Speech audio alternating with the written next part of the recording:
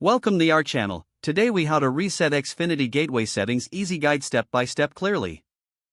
To reset your Xfinity gateway settings, start by locating the reset button on your device. This button is usually found on the back or bottom of the gateway.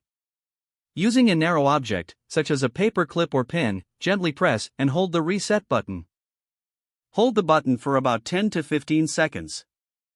You will notice the lights on the front of the gateway begin to blink.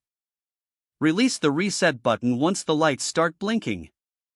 Allow the gateway a few minutes to fully reboot.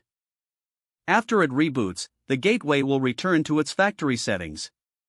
Connect to the gateway network using the default Wi-Fi name and password. You can find this information on a sticker located on the device. Open a web browser on your connected device.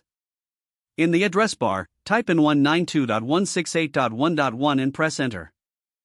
A login page will appear. Enter the default username and password. The default username is often admin. The default password is usually password. Once logged in, you can configure your gateway settings as needed. If necessary, change the Wi-Fi name and password for security. Remember to save any changes you make.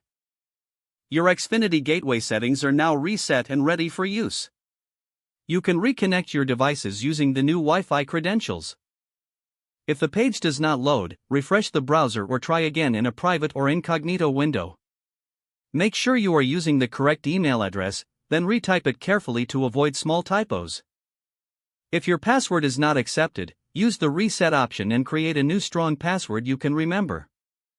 Check your spam folder for verification or security emails, then complete any requested confirmation steps. Enable two-factor authentication if available to improve account security and reduce unauthorized access risk. After signing in, review your profile details so your contact information and settings are accurate and current. If you see an error message, note it down and try again after restarting your device and internet connection. Log out when you finish, especially on shared devices, to keep your account and payment information secure. If the page does not load, refresh the browser or try again in a private or incognito window.